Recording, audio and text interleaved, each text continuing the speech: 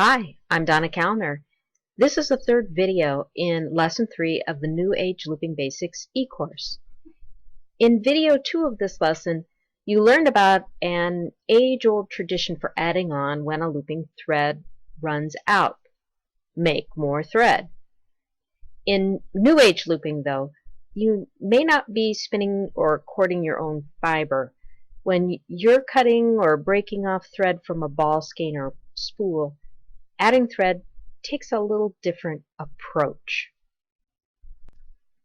In this video, you'll learn 4 alternatives to the trapped tails thread addition that you learned in Lesson 1. You may choose one of these alternatives for functional reasons. For example, because the trapped tails method reduces elasticity and you need stretchiness throughout the whole piece.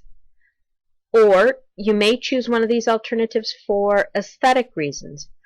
Or you may never use anything but trap tails and be perfectly content.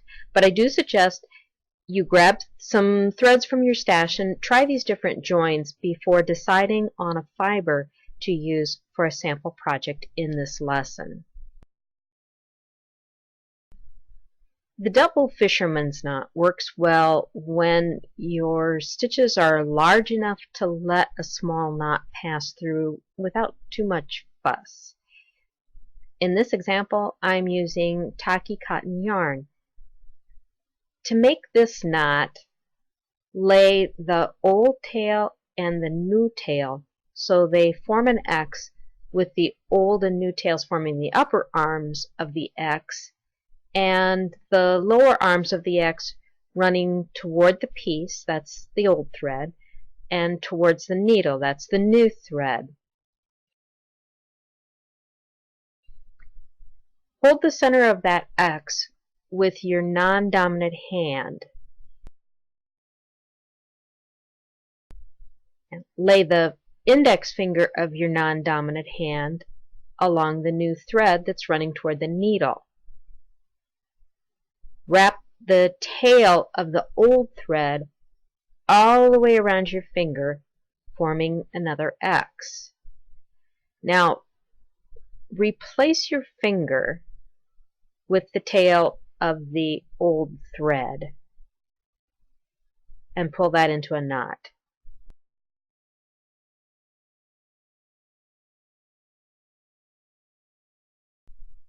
Okay, you're halfway there.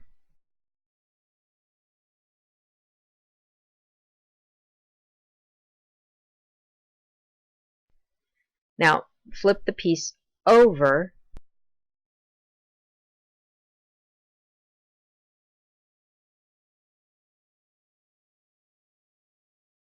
and repeat the same process, wrapping the tail of the new thread all the way around your finger,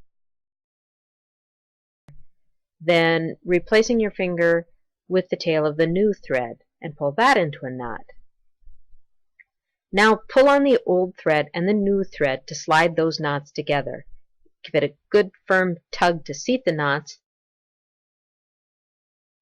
Then you can trim the tail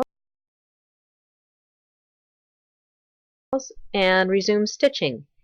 Ease that knot through until you've stitched past it.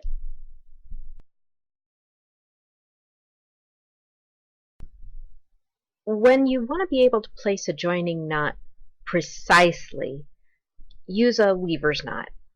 I don't trim this knot as close as the double fisherman's. I just tuck short tails to the inside of the piece. To make this knot, hold a bite of the old thread. That bite is a sideways U shape. Hold that in your non-dominant hand. That's the old thread.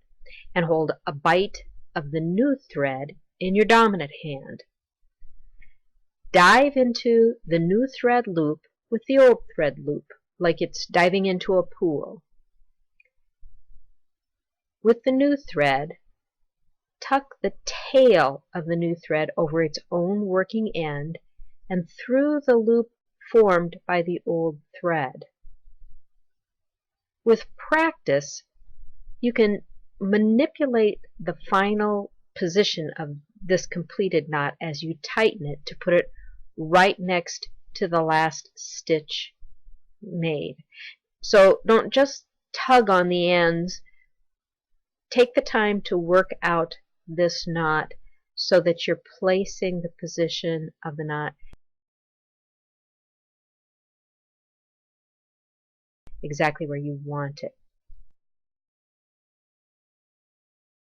Then push the knot and the tails to the inside and resume stitching.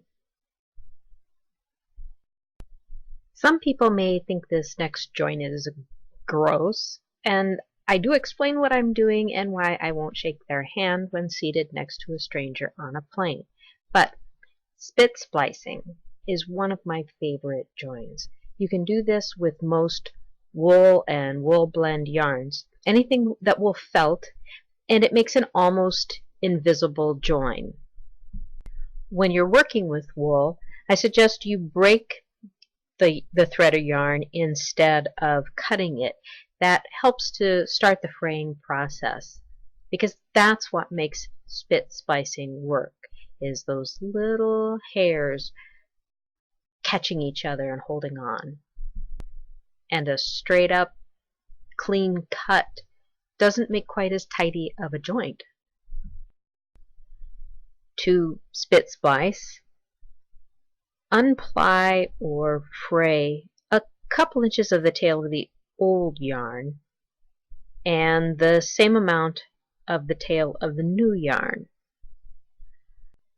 Apply a bit of saliva to one palm and lay the frayed tails on it, one on top of the other, so that they overlap to create a long continuous thread. Now apply a bit of saliva to the other palm. Press your palms together and rub briskly. I often use the heel of one hand to get a little extra pressure. Add more moisture as needed and keep rubbing until the ends felt together in a nice, neat splice. Then you're ready to continue stitching as if you never ran out of thread. It's beautiful.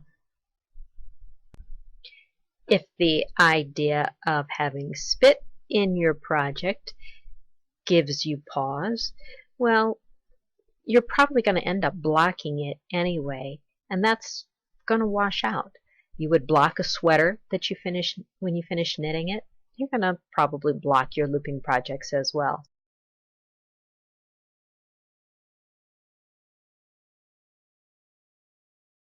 When you're working with strips of fabric, use the snip splice method of adding thread. Plan to add on while you still have a few inches of the old strip to work with. Thread a new strip on the needle. Taper the ends of both the new strip and the old strip to reduce the bulk at the joint. Match up the tapered ends with the new tail on top of the old tail. Now make a fold in the matched ends and snip through all 4 layers at the fold, making a hole just big enough to pass through with your needle and the strip.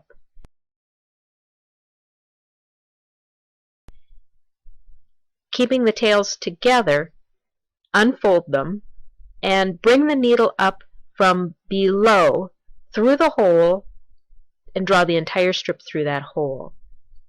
Dress out the joint and then you'll see the tails are neatly spliced and you're ready to start stitching again. Okay, that's 4 new methods for adding thread. Give them a try, and then I'll see you in the next video where we'll talk about project ideas built on oval bases that use some of the materials and joins you've learned in this lesson. I'll see you there.